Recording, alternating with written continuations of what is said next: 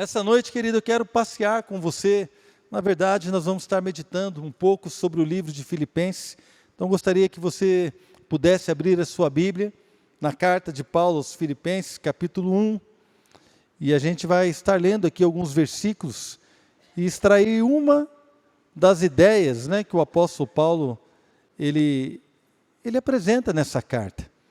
Não é verdade? Então, nós sabemos que o Senhor nos deixou a sua palavra, e é uma carta de amor para nós, para ministrar as nossas vidas e ao nosso coração.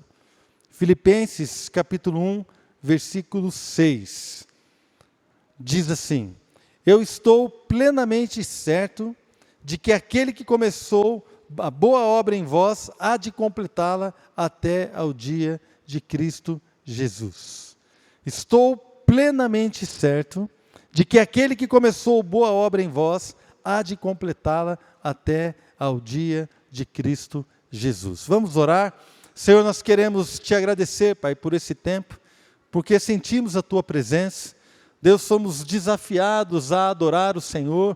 Pai, fomos desafiados nessa noite a revelar a cruz do Senhor ao mundo, como igreja.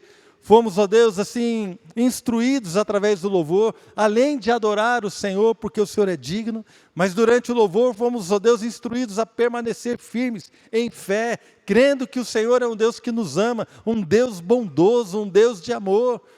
Pai, nesta palavra hoje nós queremos também meditar nisso, entender aquilo que o Senhor deseja fazer, entender, Deus, como o Senhor está trabalhando na vida de cada um, na vida de cada homem, cada mulher, cada jovem, adolescente, nas famílias, como o Senhor trabalha e de que maneira, Pai, nós podemos enxergar isso e não desanimar e podemos viver tudo aquilo que o Senhor tem preparado para nós. Ajuda-nos, Deus, neste tempo, fala conosco, separamos esse tempo para o Senhor, em nome de Jesus.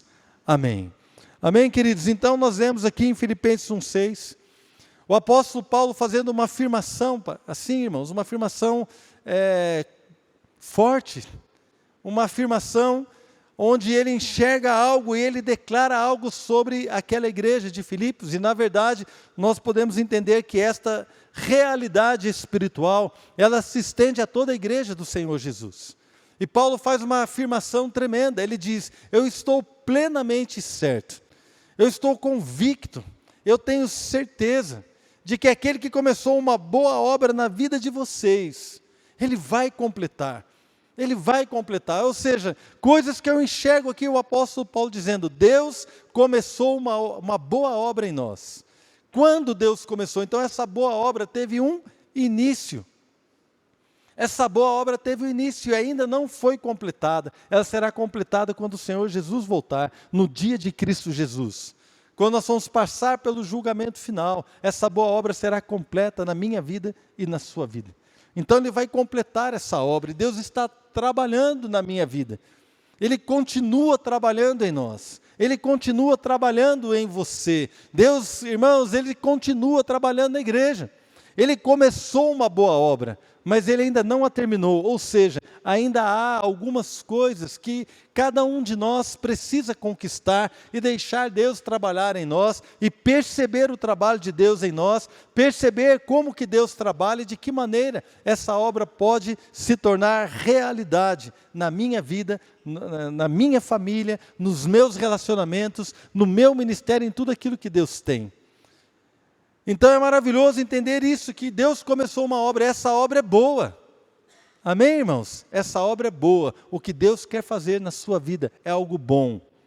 Amém? Isso é importante você entender, porque às vezes eu e você podemos passar por uma e outra dificuldade. E o nosso coração pode assim balançar diante de alguns desafios que enfrentamos, de algumas realidades ou circunstâncias adversas que enfrentamos. Mas Deus começou em nós uma boa obra. E essa boa obra começou quando? Começou, irmãos, a trabalhar em nós o Senhor, quando a Bíblia diz lá em 2 Coríntios 5,17, se alguém está em Cristo, nova criatura é. Então, quando nós aceitamos o Senhor Jesus como Senhor e Salvador da nossa vida. Ali nós saímos, como diz a palavra, saímos do império das trevas, fomos transportados para o reino do Filho do seu amor. Não é? O apóstolo Pedro diz que nós fomos resgatados, chamados das trevas, para proclamar as virtudes do Senhor. Amém, irmãos? Então, nós entendemos que há uma diferença. Se alguém está em Cristo, ele é uma nova criatura, ou seja, ele passa a uma nova realidade espiritual, a uma nova verdade. Verdade de que você é uma nova criação em Deus. Deus criou você de novo, quando você entrega a sua vida a Jesus, e a Bíblia diz, as coisas velhas passaram, e tudo se fez novo. Então a primeira coisa que Deus fez, Ele tirou a autoridade das trevas sobre a sua vida, Ele cancelou toda a maldição que estava sobre você, Ele cancelou o escrito de dívida que era contra nós e que era prejudicial, cravou na cruz, expôs o diabo e os seus demônios ao desprezo, à vergonha, venceu, triunfou, venceu a morte. Ele hoje está vivo, intercedendo por mim e por você. Ele vive para sempre e em breve Ele voltará para me buscar. Em breve Ele voltará para buscar a sua igreja. E enquanto isso Ele continua trabalhando em nós, mas já há verdades espirituais que eu e você precisamos desfrutar, para que o mundo possa ver a cruz de Cristo ao olhar para nós. Precisamos desfrutar e vivenciar, experimentar verdades espirituais que fazem toda a diferença. Não é algo que eu vou fazer, mas é algo que Deus já fez. Ele já começou uma boa obra, Ele já perdoou os pecados, Ele já morreu por mim, a morte dEle é suficiente. Ele é o Cordeiro de Deus que tira o pecado do mundo. Ele é o Cordeiro de Deus, irmãos, que tirou os pecados do mundo. Ou seja, a sua obra é suficiente, não é necessário nenhum outro sacrifício. Quando a gente lê a carta aos Hebreus, o escritor diz que ali na lei eles faziam memória do pecado, porque todo ano eles matavam ali aquele cordeiro para poder entrar no Santo dos Santos. Todo ano eles faziam memória do pecado, e todos os dias nos sacrifícios costumeiros da lei, todos os dias e todos os momentos, o pecado era lembrado diante de Deus. Porque de maneira nenhuma sangue de bois, ou de bodes, ou de cordeiros de animais pode cancelar pecado, mas o Cordeiro de Deus, com seu sangue puro e imaculado, o Senhor Jesus, aquele que nunca pecou, aquele que nunca errou, Ele entrou uma vez por todas diante de Deus, levando não sangue de animais, mas o seu próprio sangue, e cancelou o pecado para sempre. Toda a maldição foi cancelada. Irmãos, você é livre.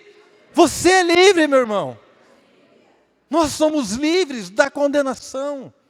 E quando nós olhamos para essa realidade, precisamos permitir que isso faça algo em mim. Precisamos permitir que esta realidade mude a minha vida, transforme de tal forma, querido, que nós vamos viver um tempo novo em nome de Jesus. Então o Senhor começou uma boa obra. Irmãos, o que Deus quer fazer na sua vida é algo maravilhoso. A obra é boa. É tremendo, querido. Quando lembro o que Deus fez na minha vida, eu fico maravilhado. Quando eu conhecia Jesus, eu já estava casado com a Adriana, e eu olhei para trás e vi quantos erros eu cometi, e eu pude perceber naquele dia que eu entreguei a minha vida a Jesus, o que estava proposto para a minha vida e o que estava proposto para o meu casamento. Irmãos, o que estava proposto era algo terrível. O caminho que eu já estava trilhando, era um caminho de morte, era um caminho de adultério, era um caminho, irmãos, terrível. Mas o Senhor entrou na minha vida e mudou a minha natureza, mudou a minha realidade, começou uma boa obra. Mas aí, querido, começou já no dia 1º de julho de 1990, Deus começou uma boa obra em mim. De lá para cá, muita coisa aconteceu. Muita coisa tem acontecido na sua vida, querido? Na minha também. Muita coisa acontece. E nem sempre coisas com as quais nós sabemos lidar bem. Muitas coisas acontecem e nem sempre coisas que nós entendemos. Muitas coisas acontecem e nem sempre são circunstâncias ou situações que nos deixam à vontade. Então o apóstolo Paulo escreveu aos Filipenses e falou assim: irmãos, eu estou certo de que aquele que começou uma boa obra vai completar. Sabe por quê? Porque Deus é fiel, Deus não vai voltar atrás, irmãos.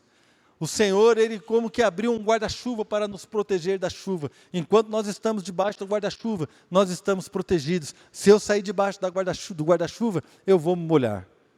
Mas se eu voltar para debaixo das suas asas, Ele vai me proteger. O Senhor Jesus, quando estava entrando em Jerusalém, a Bíblia diz que Ele olhou para Jerusalém e Ele chorou. E Ele falou assim: Jerusalém, Jerusalém, que matas os profetas, que apedreja aqueles que são enviados. Quantas vezes eu quis reunir vocês debaixo das minhas asas, assim como a galinha reúne os seus pintinhos, mas vocês não quiseram. Eles não perceberam o momento da sua visitação, que o Messias, o Rei dos Reis, estava entrando lá, eles não perceberam. Mas hoje, irmãos, nós como igreja temos percebido o que Deus quer fazer em nós, nas nossas vidas, temos corrido para debaixo das suas asas, temos corrido para debaixo do seu cuidado, temos corrido para debaixo do seu propósito, daquilo que Ele tem para nós. Nós temos nos apresentado ao Senhor como homens e mulheres que desejam o seu cuidado, a sua bênção. Então Paulo ele escreve aqui aos Filipenses e diz: eu tenho certeza que a boa obra que Ele começou, Ele vai completar. Mas lá no capítulo 1 mesmo, versículo 27, o apóstolo Paulo continua falando algumas coisas. E aqui eu vejo algo bem interessante, irmãos, que nós podemos aprender e entender que eu e você estamos sujeitos a essas coisas. Ele diz assim: olha, vivei, Filipenses 1, 27, vivei acima de tudo por modo digno do Evangelho de Cristo, para que, ou indo ver-vos, ou estando ausente, ouça no tocante a vós outros, que estáis firmes em um só espírito, como uma só alma, lutando juntos pela fé evangélica. Então aqui Paulo ele diz: irmãos, enquanto Deus está trabalhando, vocês precisam viver de uma maneira digna do Evangelho. Enquanto eu meditava nesse texto, irmãos, quando eu leio isso, vocês precisam viver de um modo digno do Evangelho, na minha mente já vem logo que eu preciso viver em santidade. Mas o Espírito Santo me corrigiu. Ele falou assim: não é só a santidade. Viver de uma maneira digna do Evangelho não é só viver em santidade. Também é viver de uma maneira digna do Evangelho, das verdades que o Evangelho apresentou para você. Viver uma nova vida curado, você precisa viver curado.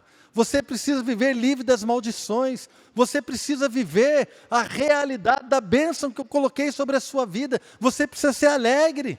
Não aquela alegria que você se força, não, é uma alegria espontânea que brota lá do fundo do seu coração transformado, que brota lá da alegria da revelação do Evangelho do Senhor Jesus, uma alegria que brota, uma vida alegre. Irmãos, como diz o apóstolo Paulo, entristecidos, mas sempre alegres, porque algumas circunstâncias os entristeciam, mas ele estava sempre alegre, porque a nossa alegria vem do Senhor. Então nós entendemos isso, que há realidades que eu e você vivemos, que são a maneira de viver, um modo digno do Evangelho. É claro que a santidade da vida, das nossas atitudes, do nosso olhar, da nossa maneira de ser, tem a ver também com essa maneira digna de viver, mas não apenas isso. Você precisa viver como alguém que é liberto, você precisa viver como alguém que é curado, você precisa viver como alguém que é feliz, que é alegre, você precisa viver como alguém que tem um propósito na vida, de adorar a Deus. Sabe por quê? Porque estas conquistas o Evangelho trouxe para nós, livre de maldição, livre do império das trevas, querido, livre das enfermidades, livre de todo o mal. Somos livres, precisamos viver essa realidade, viver dessa maneira digna. Amém, queridos? Segunda coisa que eu queria falar está no versículo 28, a parte A, não é? E que em nada estáis intimidados pelos adversários. Nada você está intimidado pelo adversário, enquanto o Senhor está trabalhando. Lembre-se que nós lemos que Deus começou uma boa obra e vai completá-la. Deus está trabalhando. Enquanto isso, Paulo diz para eles: olha, vocês não podem estar intimidados. A versão NVI diz: sem de forma alguma deixar-se intimidar por aqueles que se opõem a vocês. Irmãos, Essa palavra intimidar, ela só aparece uma vez no Novo Testamento. Só nesse texto. Mas ela tem a ver com colocar medo. Ela tem a ver com colocar limites, limitar através do medo. Limitar através do temor mesmo, da vida, das circunstâncias, das situações. Nada possa limitar você, que nada venha te intimidar. Que você possa viver sem estar intimidado, sem de forma alguma deixar-se intimidar por aqueles que se opõem a vocês. Irmãos, então, enquanto Deus está trabalhando, não se sinta intimidado por um desemprego. Não se sinta intimidado por uma luta. Não se sinta intimidado por uma oposição. Não se sinta intimidado pela dificuldade que você encontra numa ou outra coisa. Não deixe nada limitar a sua fé no Senhor. Sabe por quê? Porque Deus vai agir de acordo com a nossa fé, queridos. Sem fé é impossível agradar a Deus. Por isso, aquele que se aproxima de Deus, é preciso que ele acredite em Deus. Mas também acredite que Deus recompensa aqueles que o buscam. Não basta acreditar em Deus. Crês tu que Deus é um só, fazes bem. Até os demônios creem e tremem, diz Tiago. Até os demônios creem que Deus é um só. Irmãos, não basta acreditar em Deus. Você precisa acreditar que Deus recompensa aqueles que o buscam. E quando você tem uma fé que não é intimidada, uma fé que não é limitada pelos temores das circunstâncias, pelos temores das situações, das oposições, quando você tem uma fé que não pode ser limitada por nenhuma situação, por nenhum tipo de perseguição, por nenhum tipo de inimigo, a nossa fé está naquele que pode fazer todas as coisas. Querido, o que é que pode limitar você? Como diz Paulo, se Deus é por nós, quem será contra nós? Quem será contra nós? Irmãos, nós precisamos dessa fé sem limites, sem de forma alguma se deixar intimidar. De forma alguma se deixe intimidar. Pastor, mas a minha vida está difícil. Meu irmão, não se intimide, creia. Pastor, a minha vida está difícil. Não se intimide, creia. Creia. Cláudio ministrou na sexta-feira aqui, eu achei tremendo, quando ele deu um testemunho, que ele e a esposa lá, estavam passando por uma circunstância naquele dia, muitos anos atrás, e a Lala, ela se abriu com a pastora e falou assim, olha, tem momentos que é difícil crer que Deus é bom, porque estamos com tantas lutas no começo da caminhada deles como casal. E aquela pastora olhou para eles e falou assim, mas eu vou crer por vocês. E a fé daquela mulher sustentou essa família até hoje. E hoje eu sei que Deus tem levantado o Cláudio e a Lala para crer por outros. Deus quer levantar você para crer por outros. Para não se deixar intimidar, não apenas pela sua vida, mas também acreditar que Deus vai fazer o milagre na vida do seu amigo, na vida do seu irmão, na vida do seu familiar. Por que não? E eu já falei isso, irmãos, várias vezes, eu creio por você, você não acredita? Eu acredito por você, eu vou orar e Deus vai fazer, irmão, Deus fez. Porque quando a gente toma essa posição, Deus honra a fé, irmãos. Deus nos honra. Quando você toma posição, você finca o pé na palavra do Senhor, você finca o pé, não se deixa intimidar. Não se deixa intimidar. Mas você crê de todo o seu coração. Querido, Deus faz coisas maravilhosas. Fala para o seu irmão assim, eu acredito que Deus vai fazer maravilhas na sua vida. Fala para ele, eu acredito. Pode falar, se você não crê, eu creio por você. Diga aí. Quando Deus levantar uma igreja assim, irmãos, haverá limites para nós? Não haverá. Paulo disse, olha, Deus está trabalhando. Enquanto isso, queridos, vocês precisam viver de uma maneira digna do Evangelho. Desfruta aquilo que o Evangelho já proporcionou para vocês. Vivenciem as verdades do Evangelho, sem se deixar intimidar. Versículo 29. Porque vos foi concedida a graça de padecerdes por Cristo, e não somente de crerdes nele. Olha só o que diz a NVI, irmãos. Pois a vocês foi dado o privilégio de não apenas crer em Cristo, mas também de sofrer por Ele. Quem quer ter o privilégio de sofrer por Cristo? Quando a gente olha e fala assim, Jesus amado, Paulo era um homem de fé, amém, irmãos? O apóstolo Paulo era um homem de fé. Mas ele sabia ele tinha uma revelação tremenda do caráter de Deus. E ele sabia que quando nós sofremos por Cristo, algo maravilhoso está prestes a acontecer. E ele falou assim, olha, vocês têm o privilégio, não apenas de crer, mas também de sofrer. Irmãos, alguns de nós sofrem perseguição no trabalho. Alguns de nós sofrem zombaria na família. Alguns de nós sofrem zombaria nos lugares. Irmãos, eu trabalhei como engenheiro 28 anos. Então eu chegava no lugar, a pessoa falava assim, qual é a sua profissão? Eu falava engenheiro. Não é? Engenheiro. Em eletrônica. Aí as pessoas me olhavam de um jeito. Hoje as pessoas falam assim, qual é a sua profissão? Eu falo, sou pastor. Irmãos, estou abrindo o coração com vocês aqui, né? Muitos pastores vão se identificar comigo agora. Você fala que é pastor, a pessoa olha assim. As pessoas não respeitam mais, irmãos. Se você fala que é crente, elas zombam da gente. Mas não tem problema não, irmãos, porque quando somos perseguidos, grande é o nosso galardão no céu. Bem-aventurados sois quando vos perseguirem, quando vos injuriarem por minha causa e por causa do meu nome, porque grande é o vosso galardão, grande é a sua recompensa. Assim perseguiram os profetas da antiguidade. Mas grande é a sua recompensa. Se tem alguém te perseguindo, saiba que isso é um privilégio, irmãos. Um privilégio ser perseguido pelo Senhor. É algo maravilhoso. Amém? Quem quer ser privilegiado? Eu quero, irmãos. Não tem problema não. Glória a Deus. Grande é a nossa recompensa. Enquanto o Senhor trabalha, essas coisas acontecem. Terminando ali, lá em Filipenses, capítulo 3, versículo 12.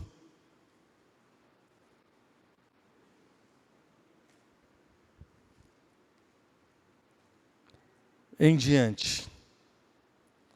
Vamos ver aqui, Filipenses 3, 12.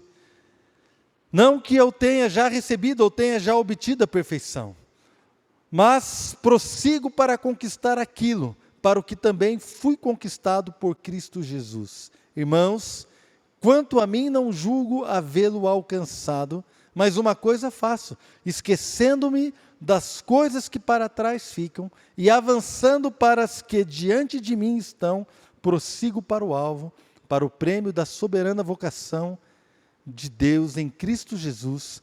Todos, pois, que somos perfeitos, tenhamos este sentimento. E se porventura pensais de outro modo, também isso Deus vos esclarecerá.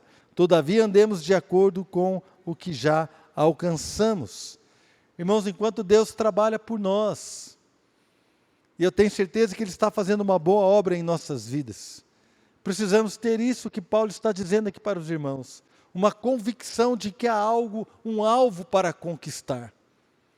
Irmãos, essa é uma convicção, o entendimento espiritual, de que Deus conquistou você para algo.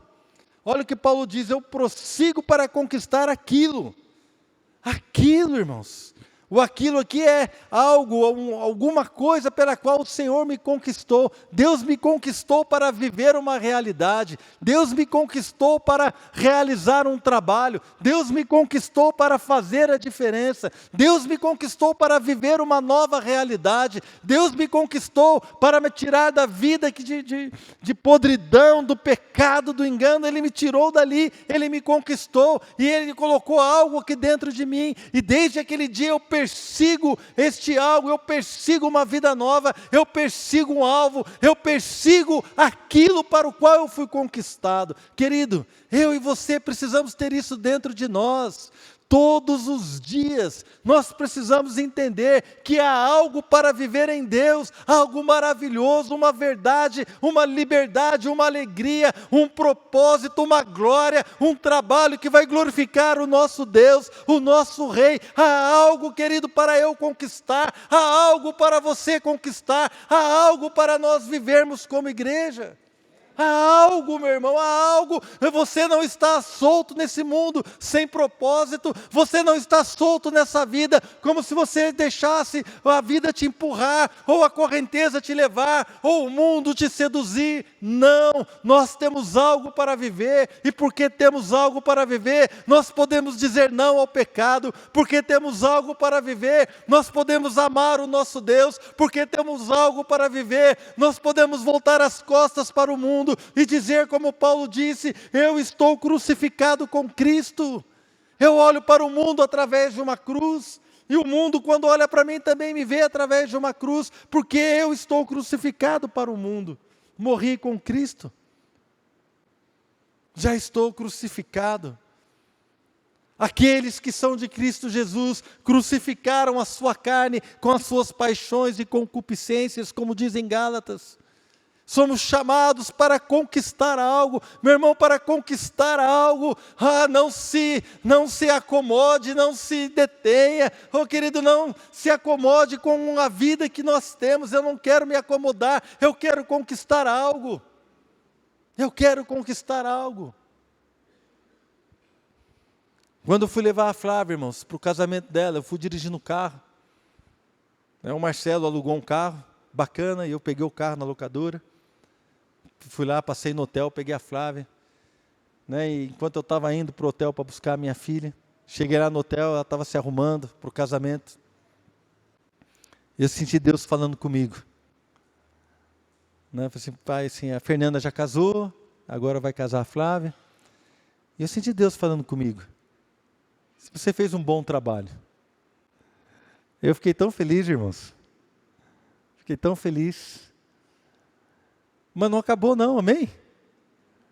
Porque agora eu tenho que cuidar do Marcelo também. Tem que estar junto. Daqui a pouco vem os netos, não acabou. Ao mesmo tempo que eu senti, você fez um bom trabalho, eu me senti desafiado a continuar para não perder aquilo que eu já conquistei. É o que Paulo fala. Então cada um já comece a andar de acordo com aquilo que entendeu, de acordo com aquilo que conquistou. Você não vai partir do zero, querido, você vai partir do ponto que você está agora. Cada um viva de acordo com o que tem recebido. A revelação que você tem que andar nela. Você precisa andar nessa revelação que você já tem, nesse entendimento que você tem espiritual de Deus, naquilo que Deus já tem falado ao seu coração. Comece a partir daí, você não precisa sair do zero. Mas o que eu e você precisamos entender é que há um alvo. Irmãos, há um alvo. Eu lembro um tempo, eu não lembro quanto que foi, mas teve um tempo, irmãos, que eu fiquei meio estressado. Sabe quando está estressado? Eu não tinha vontade de fazer nada. Eu só não perdi o apetite, irmãos, nunca perdi o apetite. Tem gente que fica doente e perde o apetite. Eu fico doente, eu como mais, irmãos. Só se der uma disposição estomacal e acaba não come porque não consegue, né? Mas aquele negócio de febre, resfriado, eu como mais do que eu comia antes, porque eu acho que comendo mais eu vou sarar mais rápido. Não é? E eu estava assim, não estava depressivo não, mas estava estressado. Eu não conseguia fazer estudo, não conseguia ler a Bíblia, eu estava no estresse. E graças a Deus foi um tempo curto da minha vida e Deus me restaurou rapidamente. Mas eu lembro um dia que eu peguei o carro, irmãos, eu entrei no anel viário aqui em São José, e de repente eu olhei no anel viário, eu não sabia para onde que eu estava indo. Já aconteceu isso com vocês, irmãos? Eu não sabia para onde eu estava indo. Eu não sabia se eu estava indo em direção ao shopping, se eu estava voltando. Aliás, eu não sabia nem por que eu tinha saído de casa. Foi uma sensação horrível, irmãos. E foi assim uns 30 segundos que eu comecei a procurar na minha mente. Falei assim: Deus, o que eu estou fazendo dentro desse carro? Para onde é que eu estou indo? Onde é que eu estou? E eu comecei a olhar, até eu fiquei desesperado, assim, foi uns 30 segundos que eu lembrei. Aí eu identifiquei para onde eu estava indo, eu lembrei, eu estava no caminho errado, tive que fazer um retorno, voltar, porque eu estava indo para algum lugar, eu não sabia. Querido, o cristão não pode viver assim. Para onde é que você está indo, irmãos? As nossas atitudes mostram para onde nós estamos indo. Se eu quero a restauração da minha família, para onde é que eu estou indo? Se eu quero a restauração do meu ministério, para onde eu estou indo? Se eu quero cuidar da minha esposa e das minhas filhas, para onde eu estou indo? Se eu quero que o mundo veja a face de Deus brilhar sobre mim, eu preciso estar perto do Senhor para que a face dele brilhe sobre mim. Para onde é que você está indo?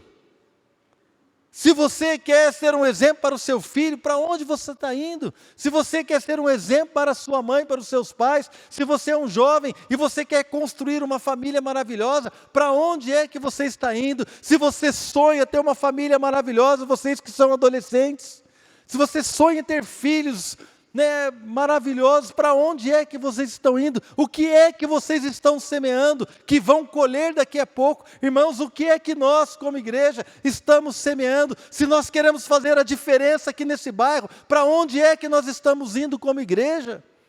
Se nós queremos fazer a diferença como cristãos, qual é o nosso alvo? Para que o Senhor nos conquistou? Para o que eu fui conquistado? Para que, irmãos? É para aquilo, eu preciso andar, eu preciso caminhar, eu preciso buscar o alvo, eu preciso conquistar aquilo para o qual eu fui conquistado. O Senhor não conquistou você à toa, sabe por que Ele te conquistou? Porque Ele te amou, e embora você não possa ver, Ele olha para você e vê um grande potencial de um homem, de uma mulher de Deus, que vai fazer a diferença aonde você está plantado, na sua casa, no seu trabalho, na sua escola, no seu bairro. Deus vê em você, oh querido, uma porta para tocar o mundo, para abraçar os perdidos, para manifestar o seu amor. Deus nos conquistou para algo, não posso viver à toa, querido, não podemos viver à toa.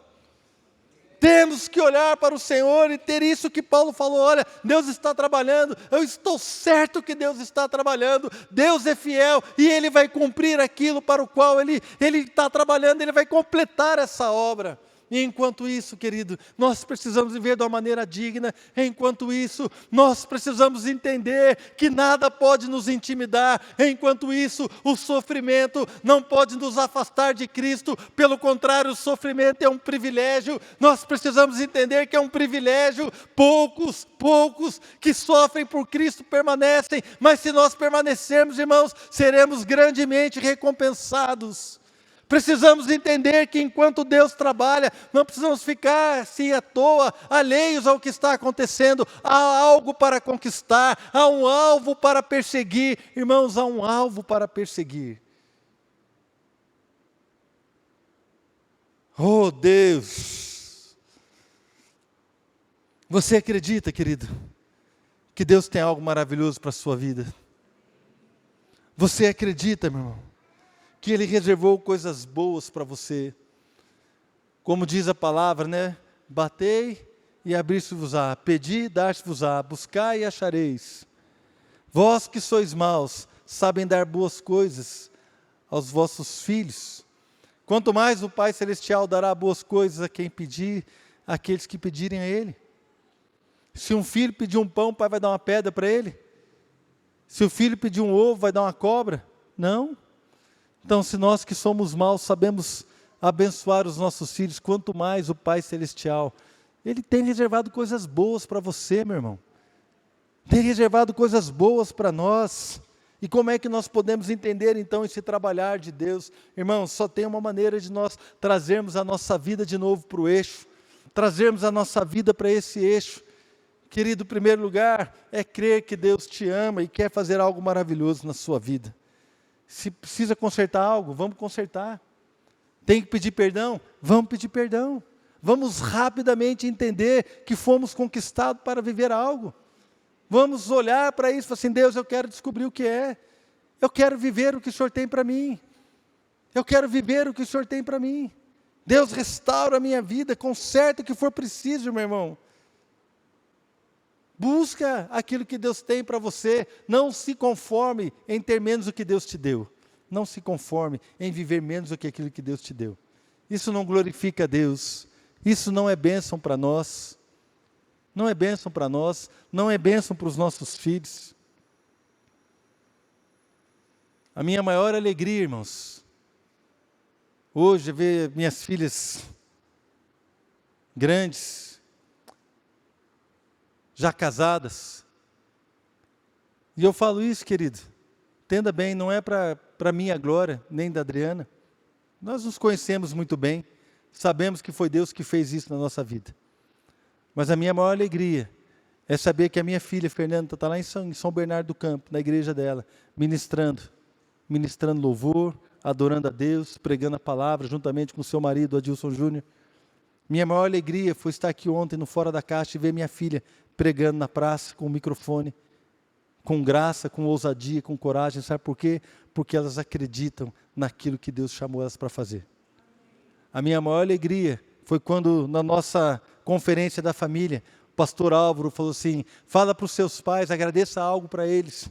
E as duas vieram chorando, nos abraçaram e falaram assim: pai, tanto a Fernanda quanto a Flávia falaram para mim, eu quero agradecer o Senhor, porque na nossa casa foi um ambiente de adoração, a nossa casa foi um ambiente onde Deus estava presente, o Senhor e a mamãe fizeram a nossa casa um ambiente onde Deus estava, e isso moldou o nosso caráter, isso moldou o nosso coração. E eu quero propor um alvo para você que agora está casado e tem filhos pequenos: faça da sua casa um altar de adoração ao Senhor.